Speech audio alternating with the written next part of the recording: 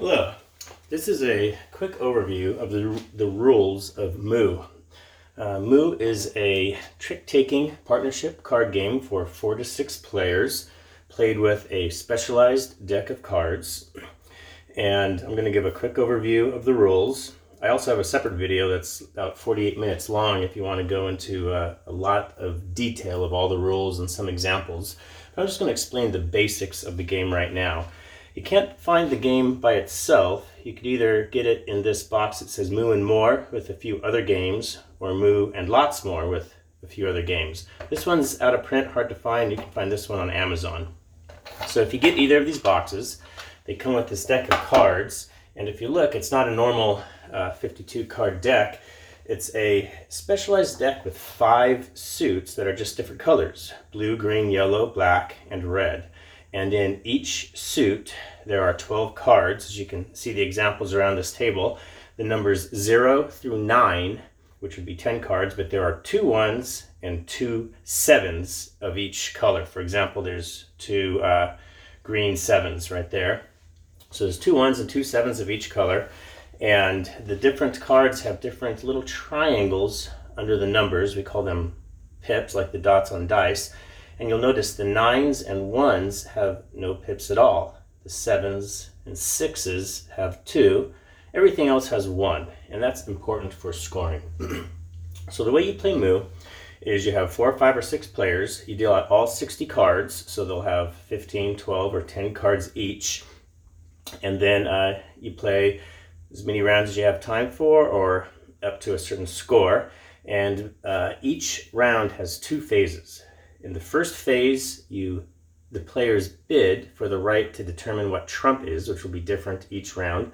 And in the second phase, they actually play the tricks. So we'll talk about that first phase first. I've set this up as though we have a 5-player game, just to emphasize the fact that it doesn't have to be exactly 4 like a lot of trick-taking games. And the way you play is, starting with the dealer, you put forth cards to bid for the right to call trump.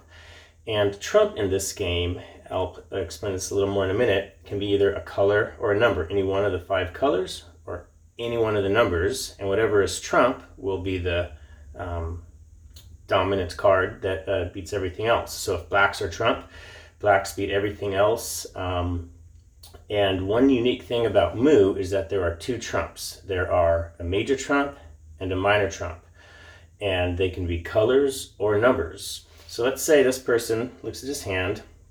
He sees, oh, whoa, I have the 7, 8, 9 of black. I think I want black to be trump. So he has to put forth a card as his bid. And let's say he puts the black 8. This person looks at his hand and says, well, I have a lot of 1s. Maybe I want 1s to be trump. So I'll put a 1 up, and I'll put something else up. I have 2 cards put up. That means this guy's in the lead over this guy for the right to call trump. And you have to call trump from the cards you put forward. Let's say this person says, oh, I don't have a lot of any one thing, so I'll pass. This person, he doesn't have a lot of any one thing either, so maybe he would pass. This guy's cards are all spread out too, but let's just, for sake of argument, say 3 people are into the bidding. Oh, this guy's a lot of greens. Maybe I'll put up a green, but if I want to beat those people, I have to put up 3 cards. And one of them had to be green in order that he can call green to be trump. So this guy thinks maybe he wants green to be trump. This guy's thinking black. This guy's thinking 1s. This guy's like, that's too rich for me. I'm out of the bidding. I don't want to bid too many cards, and I'll explain why you might not want to in a minute. But this guy's like, I really want 1s to be trump. So I'm going to put up 2 more cards. And then maybe he passes. If everybody passes, then we look at who put up the most cards, and he gets to choose the major trump. Whoever put up the second most cards gets to determine the minor trump. And he actually does that first. So let's say this person says, I want greens to be the minor trump. And this person then says, okay, well, I want 1s to be the major trump. We call this person the chief. He calls the major trump. We call this person the vice. He calls the minor trump. So he calls minor trump, then he calls major trump, and then he picks a partner anybody that's not vice. So he can't pick this person. He could pick one of these three people, and for various reasons, who knows, let's say he picks the person next to him right there. So that means these two people are on the chief's team, and these three people are on the opposing team. So that might sound unfair, but the chief got to call Major Trump, and the scoring is balanced such that it evens out. So in the bidding for the right to call Trump, you put forward cards. And you might say, well, why doesn't the person just put all the cards he wants forward so he's guaranteed to win? Well, the more cards you put forward has the bigger risk you're taking. There's two disadvantages to that. One, you're revealing some of your hand to everybody, and that's not good in any game, which, because I didn't say before, I'm assuming these are the people's hands. They'd usually be in their hand, hidden. Everybody wouldn't see it. I'm just putting these face up so you can see how to play the game. But these cards, you're putting them forward, but you can still play them in the trick-taking phase as though they're in your hand, but everybody knows you have them. You leave them on the table until you play them. And the other reason you don't want to bid too many cards is the game comes with this little scorecard that explains, on one side it explains the scoring, and on the other side it has a bunch of numbers showing your goal. And what that means is the chief, since he got to call Major Trump, between him and his partner, they have to score a certain number of points in the trick-taking phase in order to win this round, in order to meet their bid. And the more cards he put forward, the more points he has to get. So for example, in a 5-player game, he put forward 4 cards. Between him and his partner, they have to get 33 points. That means they have to collect 33 of these little pips. There's a total of 60. So the two of them have to get more than half. But that's doable because he got to choose Major Trump from the ones that he has a lot of. So you don't want to bid too many cards, because then your goal is higher. If he bid 5 cards instead of 33, he'd have to get 36 points, and so on. So after that's determined, this is the chief, this is his partner, this is the opposition. The chief will play a card from either his hand or the ones in front to start the first trick. And now we enter into the trick-taking phase. And then everybody around plays 1 card. The winner of each trick leads to the next trick.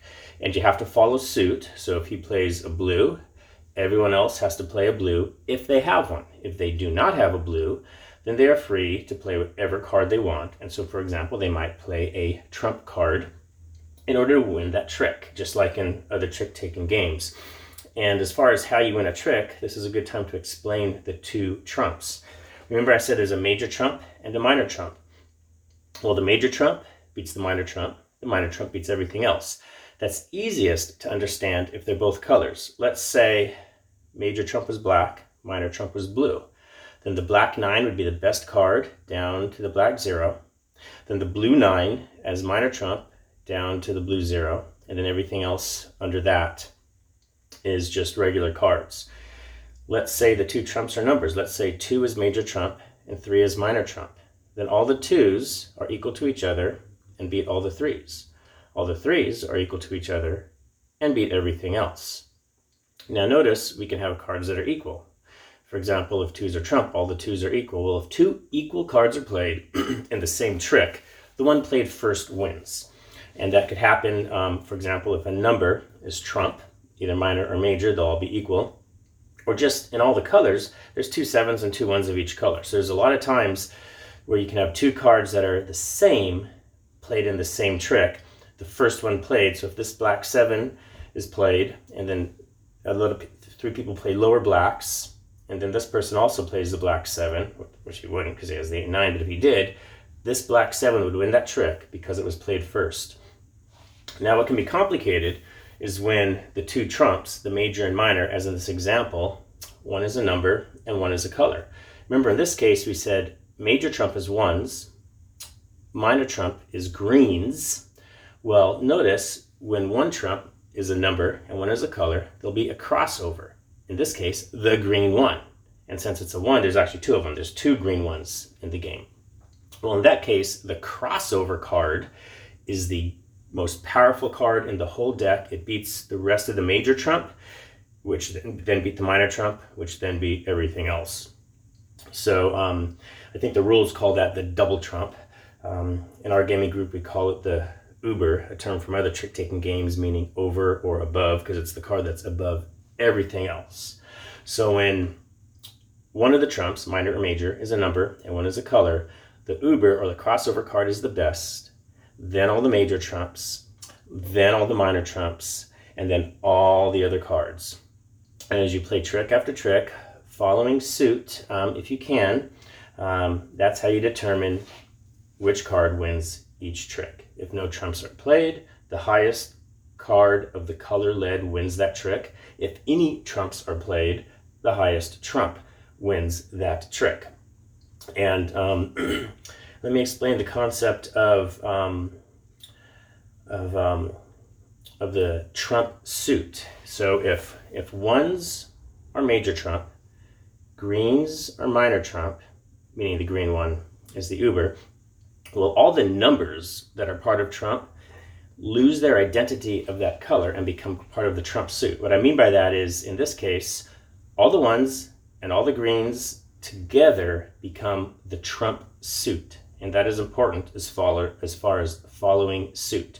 So if someone leads with a 1 or a green, they have led with the trump suit. Every other player, if they have a 1 or a green, has a trump and must play a trump.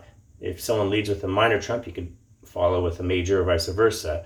But those are all in one suit. And so, for example, this red 1 right here, that is not considered part of the red suit in this hand. It's considered part of the trump suit. In fact, that works out good. This guy only has this 1 red. So he actually has no reds because this 1 is a trump. So for example, if this guy leads with a red, let's say he plays the red 0, he plays the red 6, he plays the red, let's say he plays the red 9 thinking he'll win, yay. He plays the red 3, he plays the red 7, because again, if you have a red and this guy led with a red, you have to follow suit. Gets to this guy, hey, I don't have any reds, because remember, this isn't red this time, it's trump. I can play whatever I want, so he might as well play a trump card to take that trick. So he could play any of his greens or any of his 1s. And he could actually play this 1, which would then win because it's trump, being a 1. He's not playing it because it's red, he's playing it because it's trump. So that concept of the trump suit, which is the major and minor trumps combined into one suit, is probably the most confusing thing in the game. So you play all the tricks, people collect all the cards, and then the scoring has 2 parts.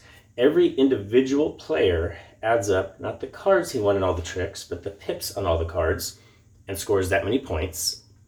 And then, if the chief and his partner, if their pips together met the goal, as explained on this scorecard, in this case it would be 33 pips, then the chief and the partner get bonus points. If they miss, then the chief is penalized, all the opposition gets some bonus points, and the partner, just nothing, 0. And the particular way the bonus points are just determined, whether the chief and his partner meet the bid or not, are also explained on this card. So that's Moo. It's kind of unique as far as trick-taking games go. The things that really stand out is you're using a different deck of cards. You have 2 trumps, major and minor, that become combined into the trump suit. And those can be 2 colors or 2 numbers. If there's 1 of each, then there'll be a crossover card that is the most powerful card for that hand. There's the chance of identically powerful cards being played in the same trick, in which case the first one played wins. And that's about it. One other thing about Moo that's really neat, in that it's different from most other trick-taking games, is in the next round, deal will pass to the player to the left, who'll deal out all the cards and lead the bidding for trump. The partners can be different. So these 2 people were partners in the first round. Well, it could be a different 2 people, the chief and whoever he picks, in the next round. That could change round by round. So you keep playing. You play a number of rounds until, well, you could just play for how many ever you have time. We try to fit this game in at lunchtime at work sometimes, and we play usually 4 or 5 rounds. Or you could play to a fixed number of points. The different versions of the game suggest either until someone gets 200 or 250 points. But it's really up to you. You could play a predetermined number of rounds, number of points, or just how many ever rounds you have time for. And that is Moo.